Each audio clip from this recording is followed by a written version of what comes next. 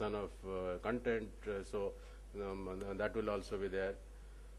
But because of this, there would be some minimum level of quality of content which we envisage should be done, and I think our country has a very rich talent, and this will be possible.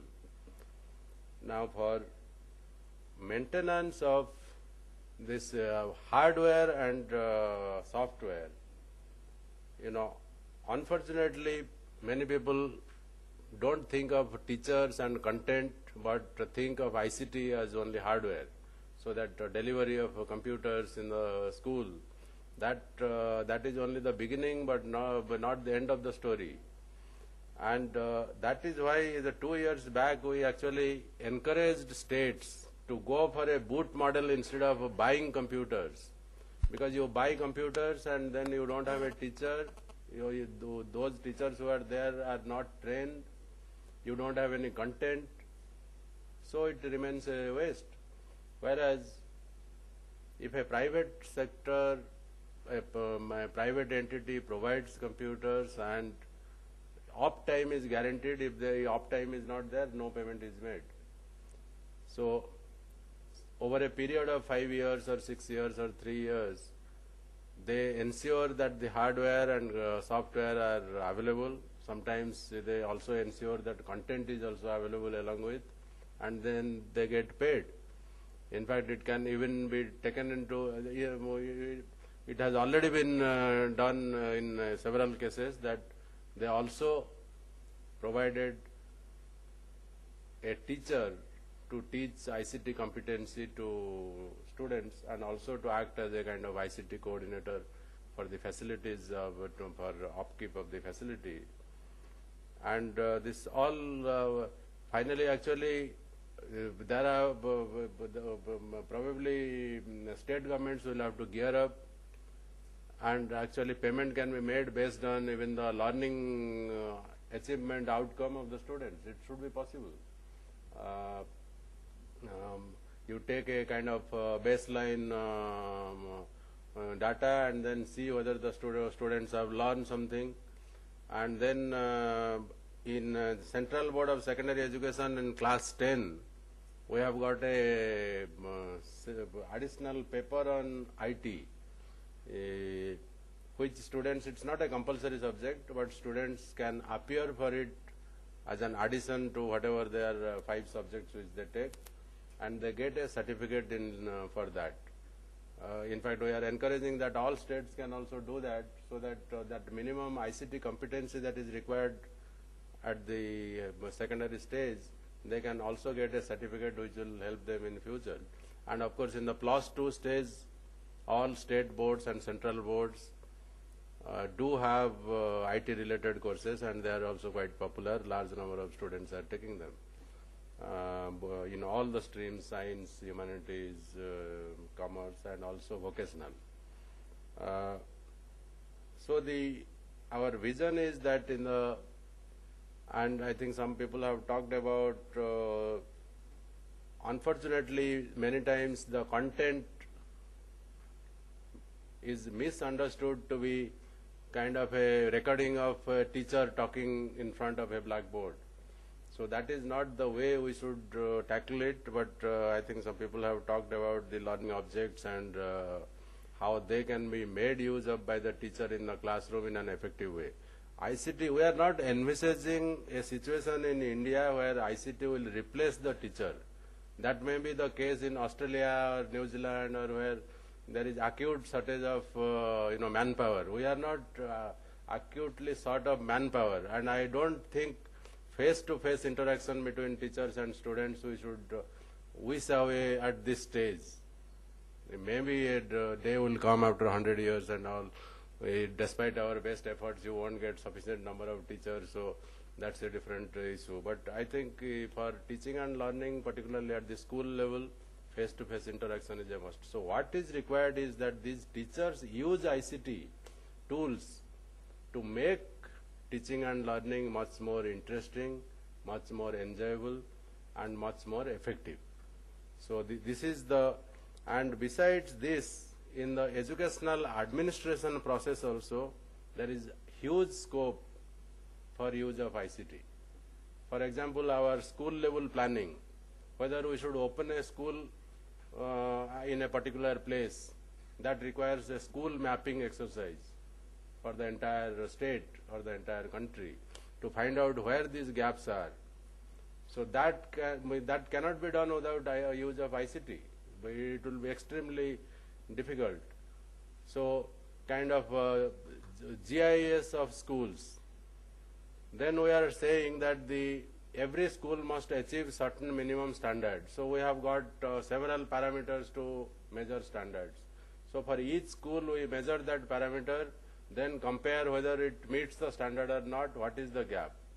Now all this what we have done is we have a system called SEMIS, Secondary Education Management Information System. So which we have put, it is a web-based system so that the primary data can be keyed in from the school level itself onto it has not started that way, now it is being done at the district level and the state level, but I would like this to go down to the school level because every school will have connectivity and ICT infrastructure.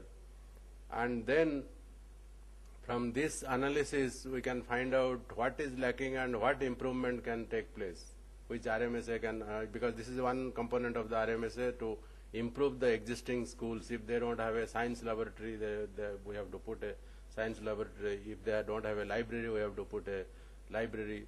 Now library is another, with digital library will open up kind of big vista for now many of the schools which do not have adequate library facilities and all, because at a very low cost you can have access to millions of books from all around the world and so many journals and publications. Your school admission, result monitoring system, even allowing the parents to find out what is happening to the student throughout. We have introduced a continuous and comprehensive evaluation system in class 9 and 10 for all the schools affiliated to Central Board of Secondary Education, and we are also asking the state boards to follow suit, because it's not a one-time 3-hour exam after 2 years which should determine the fate of a student. Because if the student that day is not well or not in a mood or something happens, then the fate is sealed. And unfortunately those things are so critical. Even for admission into management courses also, class 10 results, class 12 results, they have weightage. So this is an unfair system. What is fair is to assess the children throughout continuously, so that there is a kind of you get a correct feel of where the student stands. Secondly, comprehensive. This is what is continuous. What is comprehensive is that it's not only scholastic aptitude in academic activities, but even co-scholastic activities like games and sports, music, performing arts. But people have talent in these things, so they are also, it's not that we should all make everybody only academically brilliant. Society needs all kinds of brilliance so that we have kind of balance, and we have to recognize them. So that is why this system has been introduced, and I think that also ICT will have a very big role to play in monitoring this continuous and comprehensive evaluation system. Then the assessment of the students from time to time, that becomes more objective. So we have actually, as I said, the sky is the limit. The use of ICT cannot be enumerated in the school education system. And actually all this, under RMSA, we would like to do it in a comprehensive fashion. We introduced a scholarship disbursement system last year, where 1 lakh scholarships are being disbursed to students directly from Delhi, from one bank. And this has all been made possible. Earlier, the scholarship would come from the central government to state government, from state government to district, from district to the school, then the school will disburse to the students. So when the students get the scholarship, the year is over. Now it is instantaneous because our banks are all computerized, and from one bank branch to another, to the right to the account of the scholarship holder is instantaneous. So every quarter, at the beginning of the quarter, it gets credited. So these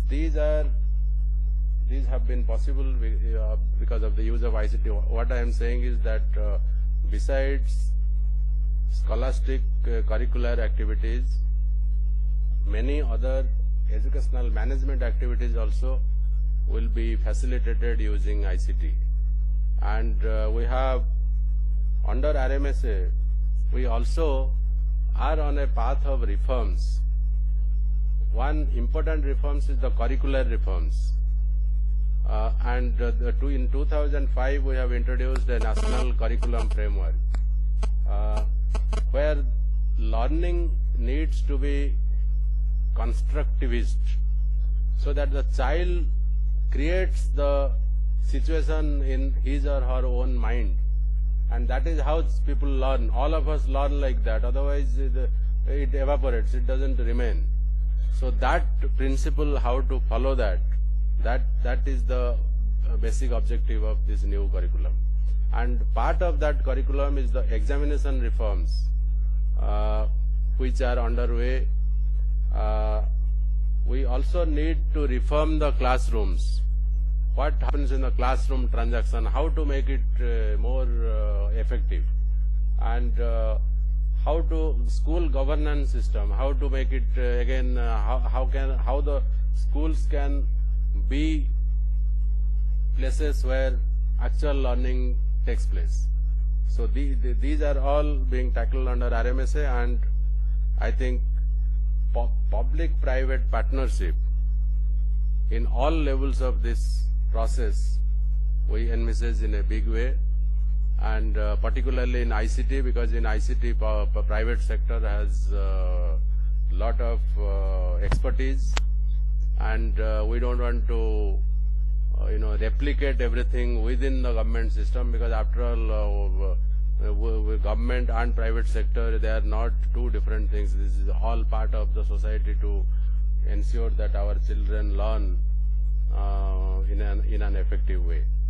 So I'm happy that we have a combination of people from the government, from the academics, from the private sector, and I think all of us should join hands to make this mission of Rashtriya Madhyamik Shiksha Abhiyan a success. Thank you very much.